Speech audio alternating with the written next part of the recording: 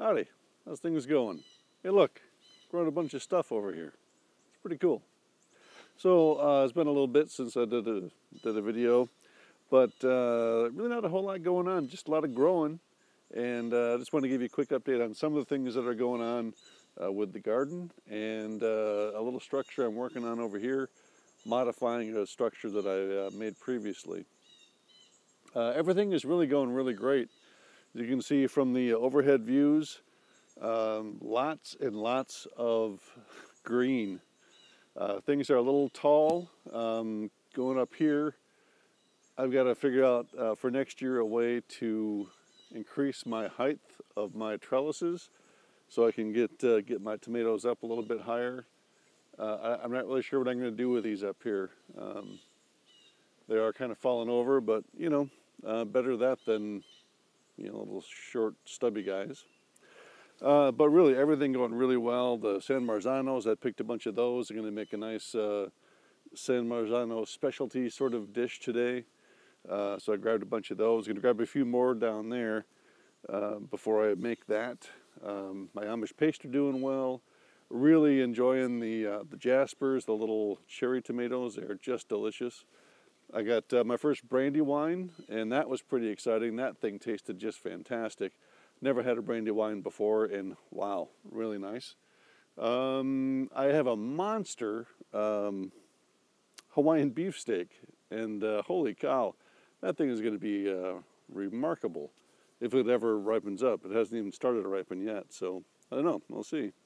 And then on the other side, I've been grabbing a bunch of the Valencias and giving those out to a few people.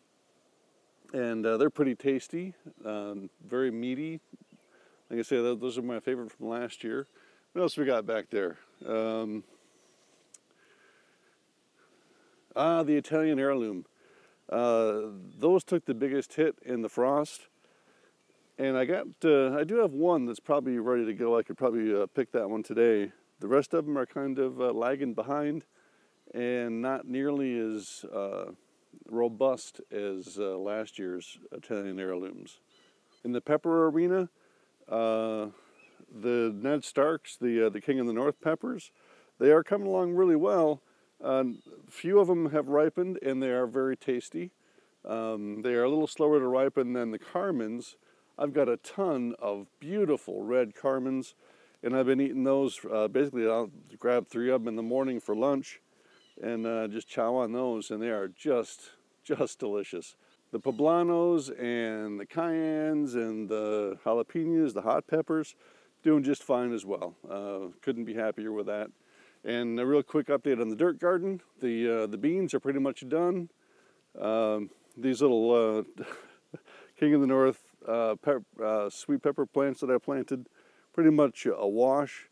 I harvested all my onions and the garlic. I've got a few garlic that were ready to go, and I'm using those in today's dish, as a matter of fact.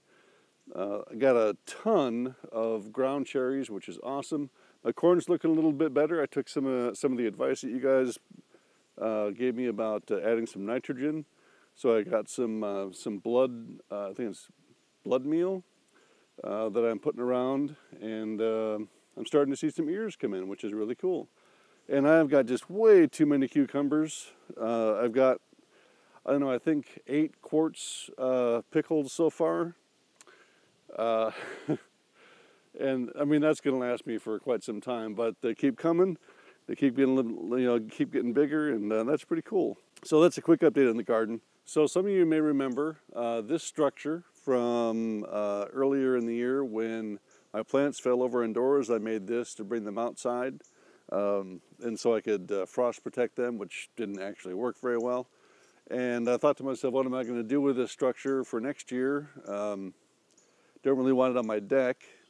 So I brought it out here, and I went into SketchUp, which is, as you've probably seen before, my favorite 3D modeling type program, one that I can understand and use anyway, and made some modifications to it.